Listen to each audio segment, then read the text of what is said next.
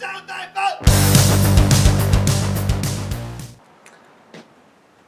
Hi everyone, and welcome to the Canadian Redneck Channel. Today we're going to be putting our engine back in the tractor. So we'll get that set up, get you a camera angle so you can watch.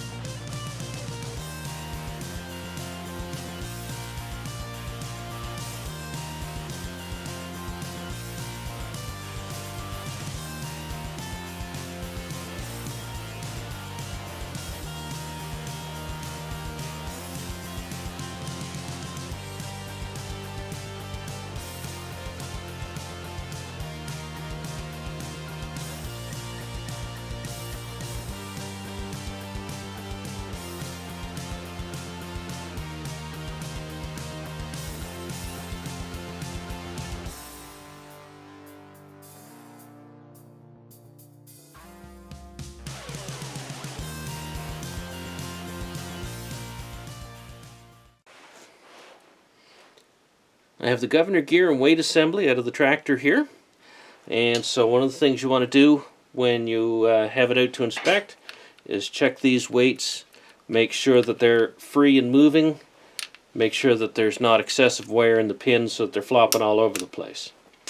And on this one here, you can see this is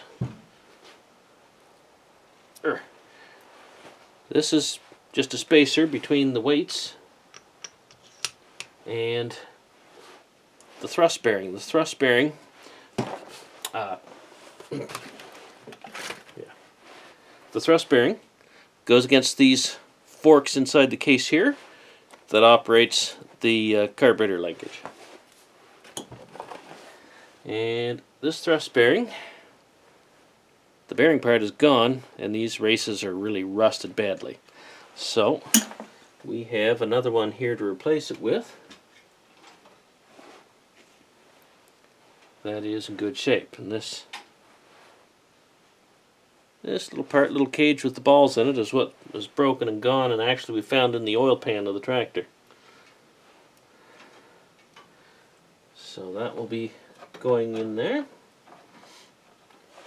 And also there's this little pin at the end. There's a little plunger on the end of the shaft, and you want to make sure it's free, and in this case it is seized up. So this little plunger pin is seized up on this one, so we will get some pliers here and see if we can't get it to loosen up.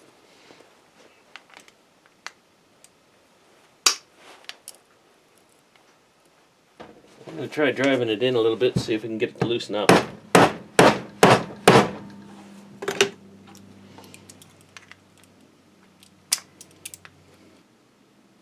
Well, the next option, you could drill it, possibly drill it and tap it and pull it out with a bolt, or just plain drill it out. But in this case, this one here, the shaft has got quite a little bit of wear on it anyway. I probably have a good one of these around here somewhere. I'll see if I can hunt one of those up. Okay, I found a replacement gear. Actually, it seems like it was a fairly new one, like a recent replacement one. The weights are nice and shiny, they're nice and tight, and you can see the difference in this plunger pin at the end here. It stands out there quite a little bit and sits on a spring, moves back and forth quite easily. So we'll just oil that up.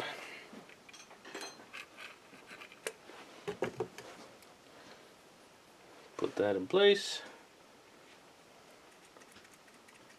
That will be good. And also our thrust bearing. And we'll give that a little drop of oil also before we put it in place. Perfect. Nice and smooth. Okay, we can start reinstalling. Okay, to start with, we're going to put some lubrication in here, a little bit of oil in there where the gear runs. Make sure we have some oil in there so it doesn't have to start off dry. And we locate our timing marks on the gear. In this case, there we are, right off the corner where it pins on one side. There's two little dots in a valley of a tooth here.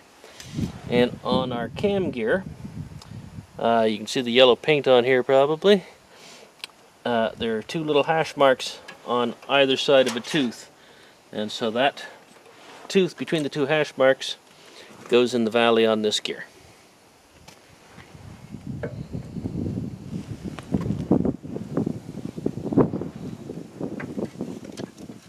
There we go. Make sure they're lined up. And that is your governor timed. And that also, when these two hash marks appear in this window here, you know that your engine is top dead center number 1. Okay. In our governor case here, the two levers are fastened together by a spring down in here. And how the governor works is your throttle lever pulls against the spring, which pushes these forks against the thrust bearing on the governor weights, and the weights regulate the throttle opening on the carburetor. So we match up our governor to its plate, or our gasket to its spot here, and the governor housing just slides on over.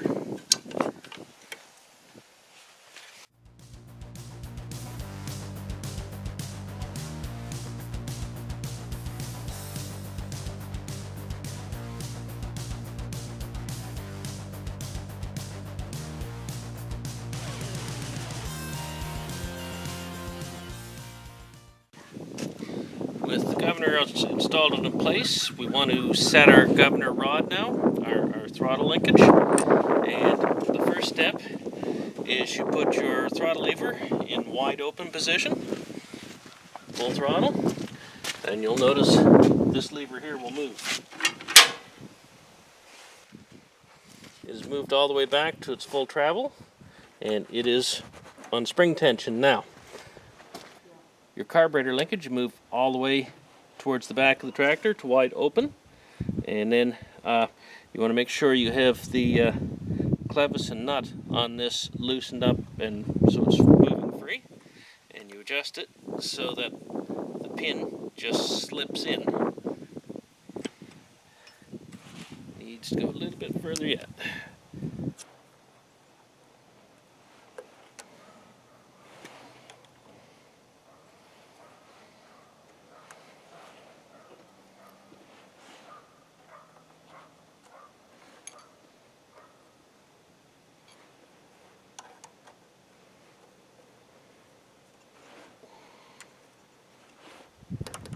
Got our pin fitting in there, and that's moving nice and free.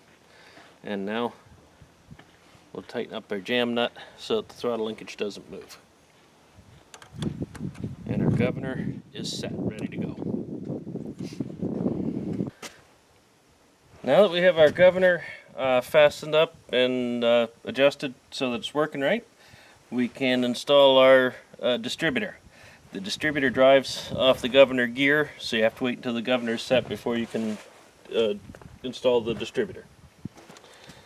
So you locate the number 1 terminal on the distributor. It has a number right on the cap to show you where that is. So that is right here. I'm going to mark on the base of the distributor where that terminal is.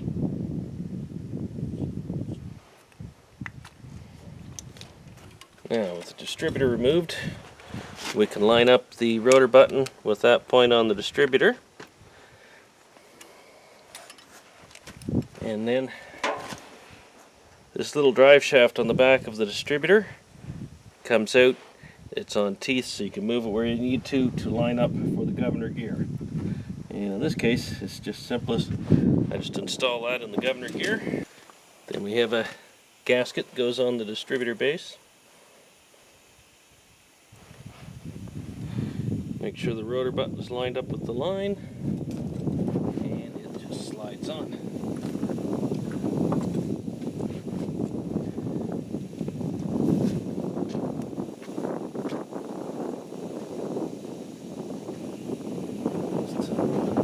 And there's another bolt that goes in at the bottom.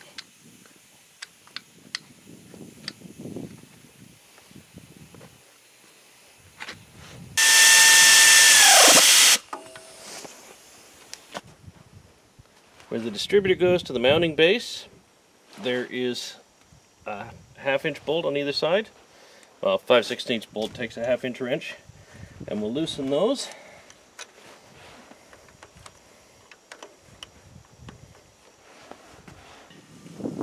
Then we'll put a spark plug in number 1 plug wire.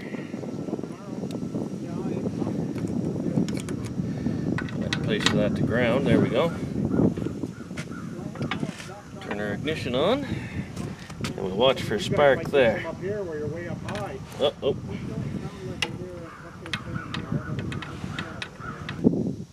There.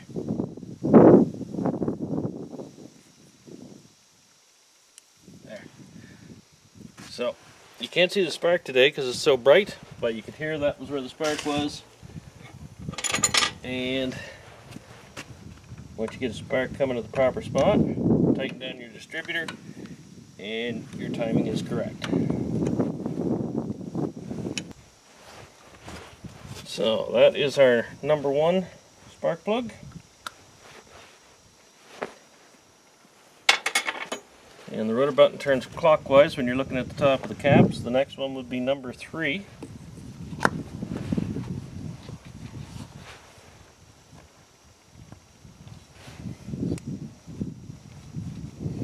Next one around is number 4. And then the last one is number 2.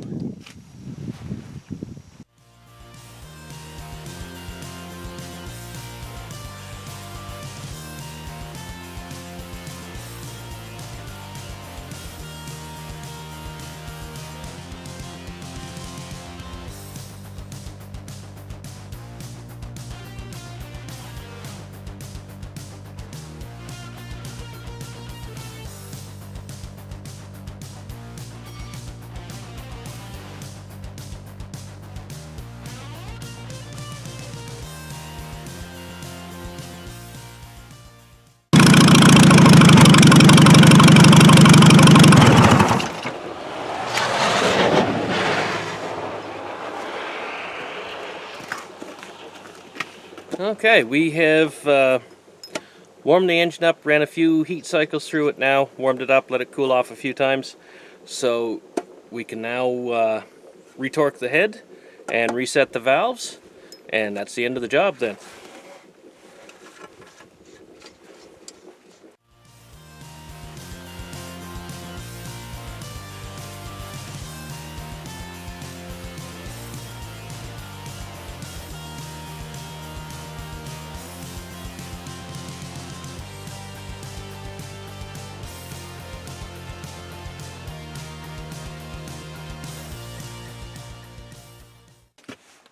Now with the engine warm, we'll set the final setting on the valves, and for these engines it's 14 thousandths warm. Yeah, so those, where it's warmed up, those have tightened up, so we're going to have to slack that back just a little bit.